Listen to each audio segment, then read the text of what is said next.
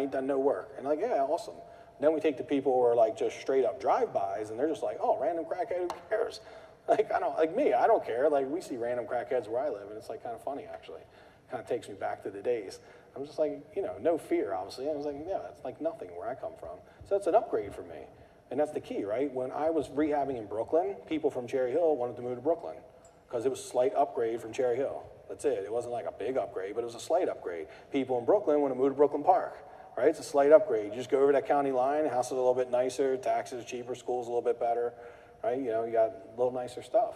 And now that's the key. People in Brooklyn Park want to move to Glen Burnie, right? So everybody's wanting to move up a little. People that are living like in the city, Hartford Road, want to go up like to Parkville, overly, right? Everybody's moving kind of like, you know, I guess I always like up, but I think of the Jeffersons when it's like moving on up, right? It's like, I'm thinking in like up, but actually in theory, it feels like I was going up to those. You know, they're a little up in price point. So your job is to take and buy from the people who are looking at where they're living currently and being like, dude, this is like, I don't want to be, I'm going up. You want this? And then you find the people coming up, you make a match, you make your money. You either wholesale it or you rehab it, and that's the key. But there's got to be like movement, right? That's a good neighborhood to be in when there's good movement. So we'll see areas for me. I love Parkville. I love like Hamilton, Overly. I love like Brooklyn Park, Glen Burnie, obviously, because I grew up just like Delonte said. I love Delonte's neighborhood, like 21207. All the areas where first-time home buyers are, you're going to see a lot of movement, right? People want to live in there, and people want to go from their first-time home buyer home to their next step up, right? We're going to buy from the people stepping up, or people passing away, you know, people getting foreclosed on. You know, we get to buy all those properties.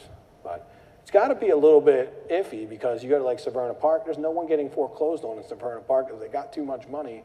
So like no one ever loses their house. And when they do, there'll be homeowners who will buy a house and pay cash for it. Like I've lost deals to a homeowner who's like, yeah, I'm gonna just hire a contractor and put $200K into it. I wanna live in a neighborhood. Like you don't see that in a $190,000, $200,000 neighborhood. You're not running against cash buyers, right? Does that make sense? So who's investing in what neighborhood? What do you guys, who has a good neighborhood they'd like to share with the group that they think is pretty awesome, and tell me why you think it's awesome. I think the zip code 21239 is pretty good. It's really good. So what do you like about it? Well, you've got schools in there, Loyola, East Coast Vibes. Mm-hmm. Yeah, good. 21239? 21239. You've got a pretty decent mix of types of houses.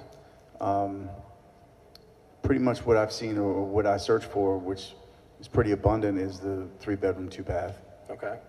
They could be a row house, they could be single family, you know, completely detached, semi-detached. They have that mix. They've got schools, Morgan State is in that area. So if you've got options for exit strategies, you can rehab and rent, or you can rehab and sell. Yeah. I've seen a lot of, you know, there's strong cases for both. A very strong case for both. It's one of the few neighborhoods, by the way, what you're mentioning, you can rehab or you can be a landlord there. However, it's gotten so good for landlords, they end up swiping a lot of the rehabs up. Back in the day, I probably have done 30 houses in that zip code and like all in that area. I'm trying to make sure right now, Wynwood. No, like Wynwood is one of the avenue. Oh, crap is the name of the neighborhood right by Morgan? Norwood?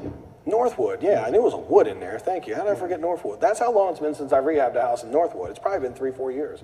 But there was like a 5-year stretch where I did like 3 or 4 a year. Every year I'd have some. Now the landlords are kind of beating me up. They're like way overpaying because, you know, it makes sense for them. They're getting high rents and they're loving it. It's a great area to wholesale a deal. I love that area a lot. I love Morgan. I think it's a great college, very good college. People love being around it. They also have a community association. So where you might think you're a little bit in the hood, don't ever believe that, because I'm telling you, those people are on your butt if you put a bandit sign out. Do not put bandit signs in the neighborhood. They're like, I've never been accosted by a homeowners association like in Northwood. They will come after you. Like, do not put signs there. I mean, you can if you just like to have some excitement in your life, but I would just say not if you can help it. They're pretty interesting. They want their neighborhood to be nice. So, I mean, first I was like, crap, I can't put signs there, but then I realized that's a great neighborhood. People care. Most places I put signs, people don't care. They don't care about that. That's a good neighborhood too, by the way.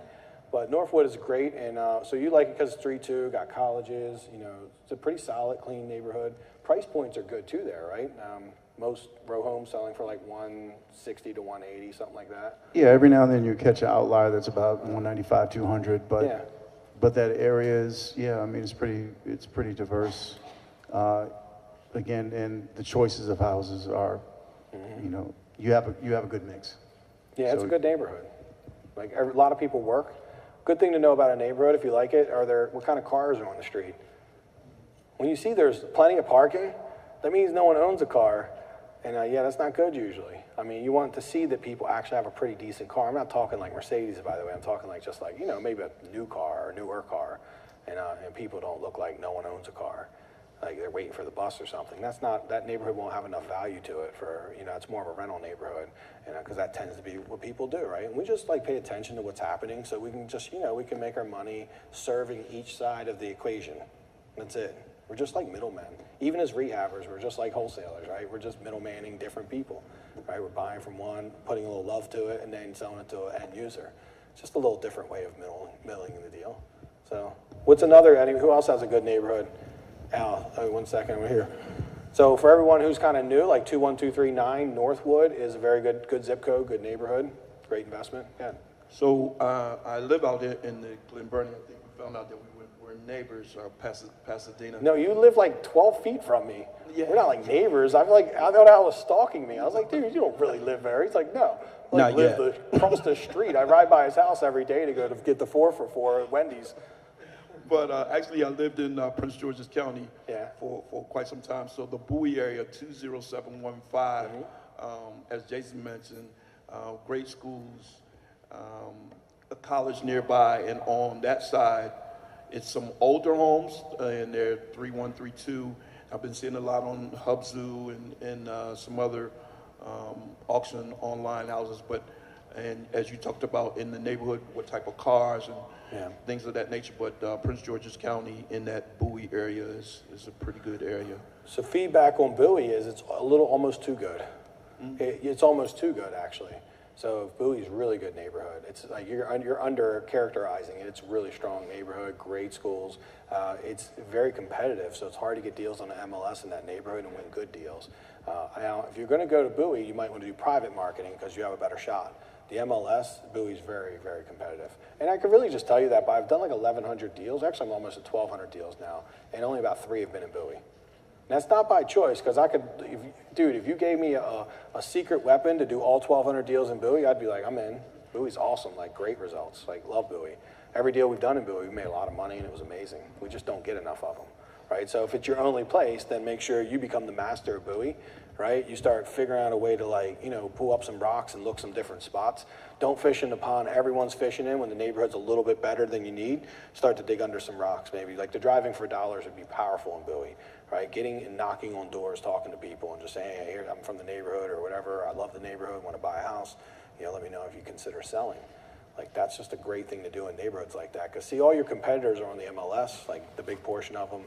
Next level's doing like letters and stuff. Like no one's like actually like going and finding people who aren't on a list, right? No one's putting that effort in because it takes work to put that effort in. People don't like to do that kind of work. Long term, you'll get away from it, but if you do a couple deals driving for dollars with a little money, now you got a marketing budget. Now you can send some letters and compete, right? Because you can't compete if you're spending $200-300 for letters. You need a little money. I mean, you can try. I know Charles, like if anyone like Charles, pull him aside, if anyone could show you how to dig $200 and like make some stuff work, it would be him. Like he's literally, you've done it before, right? What's the cheapest you've ever gotten it? To give him the mic, because he's hiding out too, man. This guy's like on his phone. He's not participating. What is the cheapest amount? You were not participating. I seen you on the phone. I called you out, man. I caught you.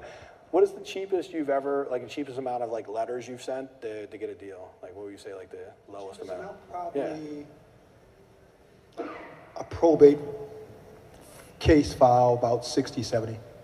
60, 70 bucks or 60, 70 names? Letters. Names. Yeah, letters, so like maybe $100 But or something max. Yeah, probate, okay.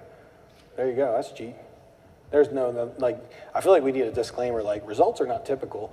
Okay, results are not typical, obviously, but, I mean, if you're hitting a good list, and there's, like, probates are a list you don't have to hit 1 million, they're very good. And it's a great list to market to, and it's a small list, so it won't get too pricey for you. Same thing, what would you say your next best list is? While you're spilling the beans. Absentee owner with equity in the property, high income to debt ratio, multiple trade lines. Yes, you said high income to debt ratio. So they're broke. Yes, but they have equity in their property. But they have equity. So they need to keep spending.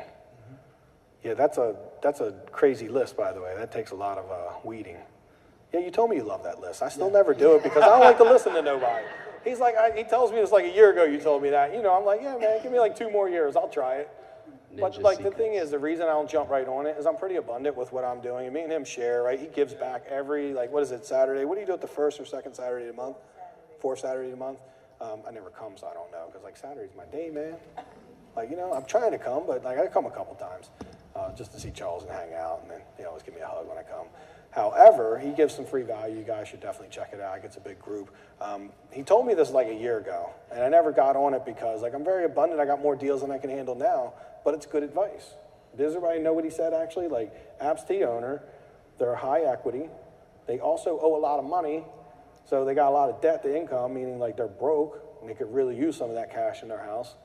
That's pretty solid. I mean, did I miss anything? I feel like I did. Okay. Oh, multiple lines of, yeah, okay, they're more broke. Like, they're really broke. And people, hey, it's not Charles either. It's the debt collectors. I get why you're sending them letters. They're like, oh my God, you really want to talk to me? Like, what does your letter say? It depends on which one. Does it say something along the lines I of got like, a lumpy mail piece I can where hook you up? it's a bank bag with a label on it, and it says, yes. Stop wasting your money. The money is in the bag. Yeah. That's what the headline says.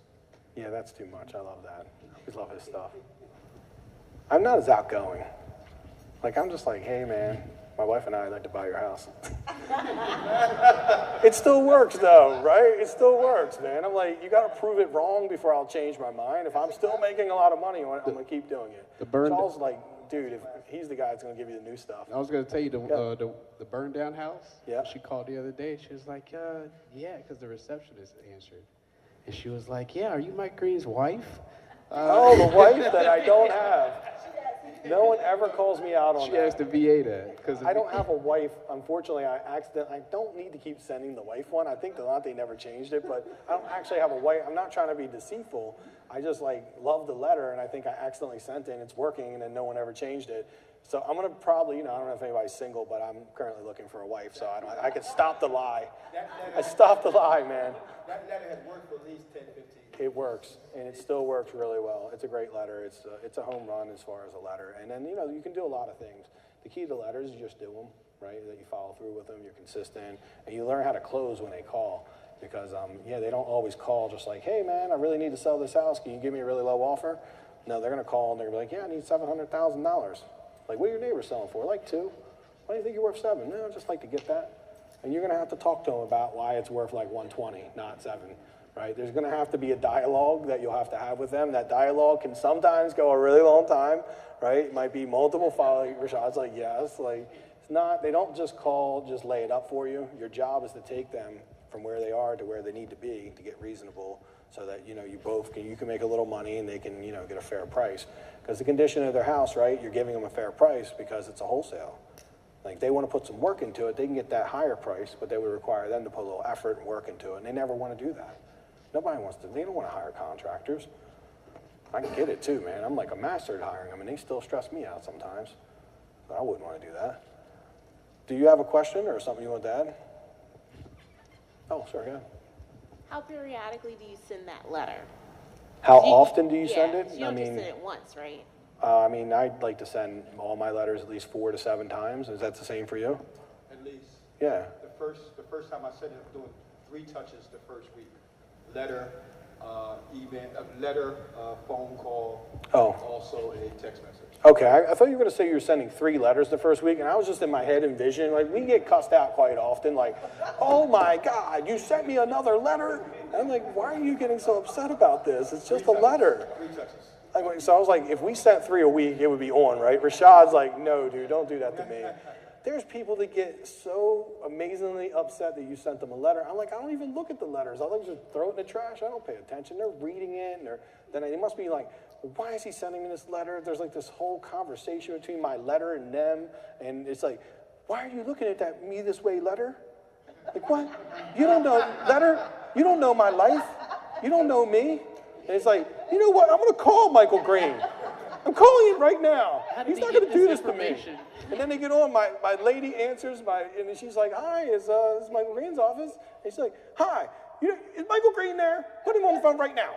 And look, we listen to these calls all day, and they're like, my lady's really well trained. She's like, oh, hi, ma'am. Well, okay, well, can I help you? I can take a message. And they're like, well, you need to tell him that I'm going to come punch him in the face and this and that. And then it's like, oh, ma'am, I'm sorry to hear that. Well, can I help you? Do you have a property to sell?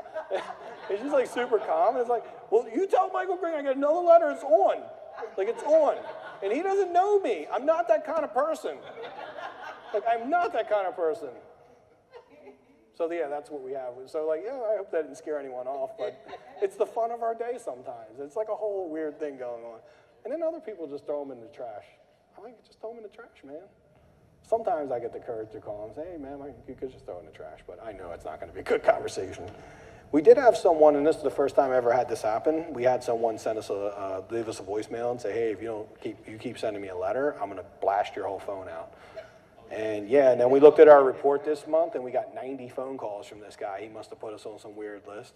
We had to shut the number down. It's the first time it ever happened, though. It's the first time we ever took someone off a list who asked, because I was like, hey, can we actually take him off the list now? Because he made me listen to 90 voicemails. That was no fun. It happens, right? Look, most people are calling. They're happy to hear from you. They're really nice. They're polite as a whole. We just get some people that are irrational, right? I mean, you could have sent them like a $10 bill, and they would have been pissed. Like, what do you think, I'm broke? I need your money. You know, they're like, what are you sending me money for? What are you expecting? Like the same, they're just not going to be all that reasonable. So like we ignore them because they're not like they're not the whole, right? I mean, we've got the luxury. I mean, Rashad, would you say the people you work for at most part are just pretty awesome people? Hell yeah. Are you telling the truth? Of course. You feel like you're, again, I'm not, like we need to work on your shady look. You don't seem like you're telling the truth, I swear. No, but man. I know you are. I know you like most of them. But yeah. I think you kind of remember like oh, you Slippery Steve and a couple guys. Oh, so there's a few people that are a little bit fun to work with. The very first most lady. Most are pretty awesome. Yeah. The very first lady. His first deal. I asked her, you know, one of the questions I asked her was, because I was getting to the point where I was asking her about the price that she wanted. I said, okay, you know, how much do you guys owe left on the property? She said, well, why do you need to know that?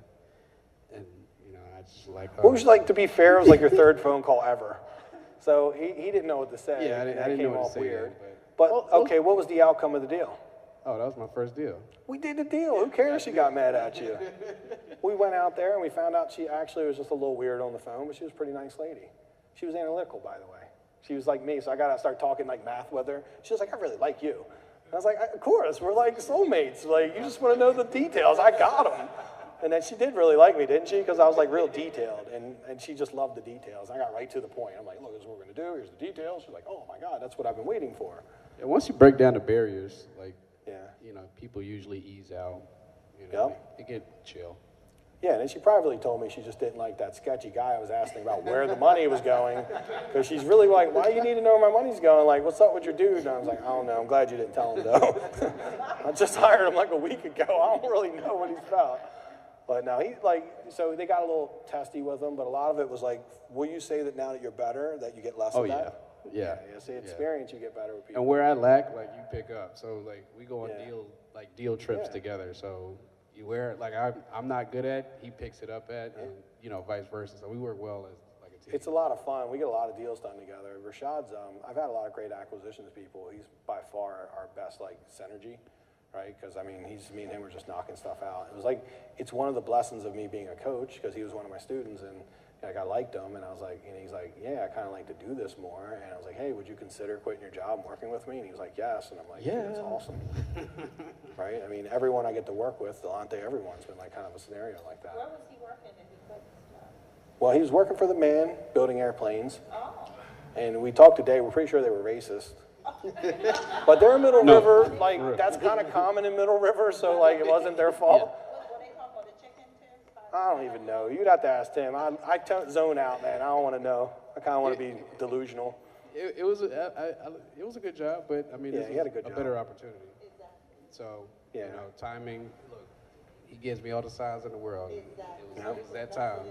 Yes, ma'am. Absolutely. Yeah, I mean, he did have a good job. He made good money. He was, you know, building airplanes. He loves airplanes, so it was kind of fun. But it still was just a job, right? It wasn't his dream. So, I don't know. I mean, personally, I would do a lot to work in my, like, I really do enjoy what I do every day. I wake up, I'm pumped about it. The reason I can work till 12 o'clock at night is because I'm kind of doing it because it's what I like to do. When I do things I don't like to do, I'm good till about 12:30 in the afternoon. That's it. I am not the most disciplined person, is what I realized in my old life, but it was because I was doing stuff I hated. Like, I'm not very disciplined. So if you feel like you're not the best version of yourself, you're probably just not found the thing you love yet. And in real estate, there's a lot we have to learn, and you won't love it all. So you bite the bullet and get good at the things you have to learn, and then you give them to someone else. So what Rashad does, he's actually a people person, right? We found out that Rashad actually is, he likes talking to people. And so he gets on the phone, it doesn't suck the energy and life out of him to do that all day. I love kind of like getting to the details and like, you know, finishing the negotiation. He sets it all up for me really nice. He can handle talking to 10 people a day if that's what it takes. I get about 3 or 4 people in, and you start to see my skills decline. Because like, then I'm like watching Netflix at 1:30 in the afternoon. People think I'm weird. I was like, it's like 1:30, Mike, why are you watching Netflix? I'm like, because I took 4 phone calls this morning, and the people were talking about a letter I sent, and I don't even know what the heck I did wrong. Like, so I just don't love it. I mean, I can do it, but so much, right? So this is what we do. We hire people to do things that they're better suited for. But I had to learn to get great on the phone. I'm amazing on the phone, but I made myself get amazing so that I could help teach Rashad be amazing and others to be amazing. That was the key. But would I choose to do it all day? Answer is probably no. But I don't really need to do it all day. I can probably just do it an hour a day and have results. I can do it 1 hour a day. I'd be able to get 10, 20 deals a year if I did that. So, cool stuff. Thank you for sharing. Anyone else got questions? Go ahead. I think it's your first time asking a question, too. Thank you. I didn't want to leave anyone behind. So if I heard you correctly in the beginning, you said that you started off wholesaling and then went to fixing and flipping. Did you save a certain amount of money from wholesaling before you started fixing and flipping, or was it just automatically, since you had a partner, that's where the funds? It was kind of this weird thing. I was wholesaling, okay, and I did a couple deals, and I was keeping all my wholesaling money for myself. The advice I would give to you if you become a wholesaler and you do some deals, if you have a job, it would be really wise to keep living on your job income and put the wholesaling money in a separate bank account and not spend it. Right? Just because you have it, a business requires like equity and money to invest. And you really want to come with like 50 to 100K, you can actually build that wholesaling pretty quickly if you're putting it to the side. If you're buying stuff you've always wanted, then you really won't be any different than working your job. You'll just be in the hamster wheel. So I was taking all my money. I was living, my job was not doing all that well, by the way. I was barely getting by on my job because I own my own business installing floors. And because I started real estate investing, I wasn't paying like the attention I needed to it, so my income started to go down. And so I was barely getting by on that, but I made a commitment to take and say, you know what, the first year or so, like 9 months or so, I'm just gonna put all the money to the side. Eventually I had like 60K. That's not when I did my first deal, surprisingly. Some dude came up to me when I had like 30K, and I didn't think that was enough. But he's like, I got some money. And I was telling him how like, I'm pretty close, man. I almost got enough money to do my first flip. And he's like, oh man, I got some money, man. You want to partner? I was like, oh wow, like you're the brokest dude I know. Where'd you get money from? He's like, oh, we got like a settlement or something. He actually had money, got like 250K. Now, funny enough, we didn't even get through the rehab before he blew the whole 250K. So that was a funny story because I was like, man, and I didn't have to use some of my 30K to get it done. That's why we never partner again. It was not, he's like a friend and I like him, but he just had no money. But then when I did this one deal, I was talking to somebody else about it, and this other dude overheard me. Guy ended up doing about 600 deals with him. So yeah, I love partnering, but I would say save your money. The faster you have capital to invest in your business, the stronger you'll be. And so yeah, save it all. And wholesale as long as you feel comfortable. There will come a time if you do enough deals that you'll start seeing the deals and seeing how they react and how they make money. And you're gonna get pretty confident, and then you might decide you wanna renovate. But if it's your passion, because I can tell you some people are not, like, believe me, it brings no value to your life renovating a house. I kind of like the chess match with the crazy contractors a little bit. So at some level, I'll get a little frustrated with it, but I think deep in my heart, I kind of enjoy it at some level, or I wouldn't continue to do it. I do like it. I like trying to break the systems down and figure out how to make it work. Well, you'll eventually win. Keep up with it. Who else? This is like, we needed like a little fire. This was very intimate. Thank you guys so much for coming. And If anybody wants to talk to me afterwards, I'll be hanging around for a bit, and, you know, as soon as people have some questions. I also coach, if anyone's interested, you guys want to learn more about flipping, you know, I have a lot of different stuff. I got stuff from $47 is my cheapest product, and it's pretty awesome, right? He bought it last time. He said he got 2 offers in with it, deal analyzer with training on how to use it. I don't sell anything at these, but, you know, if you want it, it would be a shame for me not to give it to you, because it's worth like $700. And I sell it just to like the Meetup, and if I went on his cruise and sold it, things like that. So I just give it to people who want to use it. It's my actual secret weapon that I use to make offers and get all my deals. So, yeah, I'm not getting rich on it, but I love when people use it and give me some feedback and say, Mike, I used it, I made money. Like, that really inspires me, so thank you. I give it for free, but I promise you, you probably wouldn't open it if I gave it to you for free. I've actually seen that before. I'm like, yeah, here's my amazing secret weapon that's allowed me to do $150 million in house flips. And they're like, yeah, I didn't open it. I'm like, well, how much would you have to spend to open it? Marlo, did you open yours? God damn it, man. So I got to charge $97. All right, the price is going up. It's $100. If you made $100, would you open it? If you spent $100, would you open it? You felt guilty, right? All right, well, we'll keep the price low, but you get my point. But you'll open it eventually. No, I sell it for $47 to the Meetup. At some point, I'm going to stop. Yes, the 47 is cheap. I know, everybody was like, it's a good price. I'm not looking to make money with it, just for the record. I'm not trying to get rich on the $47. Most people in the room have already bought it and using it, and they're loving it. It's just if somebody else is new who hasn't been here and you want something you can use, it's there. If you want to talk to me, pull me to the side. We'll set up an appointment. If not, you're working with a coach, you know, everything's good. Like, there's a lot of free stuff out there. I give this every month. Charles does the 4th Saturday of every month. You can run around and learn a lot, man. Charles gives like straight knowledge. He's one of the only meetups out there that's not really gives you like legit stuff. Yeah, me too. And then he taught me, by the way. So he's kind of my mentor. I was like, Charles, I'm going to do a meetup. He's like, yeah, do this for him. So he's the reason I do this is because of him. So give him a thank you on the way out. Because everybody else is going to try to sell you a crappy product and have some speaker come in. And, you know, so me and him have been through that. We've spent a lot of money. We spend our money on presenting this for you so that you guys can get value. So thank you for coming and asking a lot of great questions too, by the way. You guys are like awesome. Thank you. Thanks.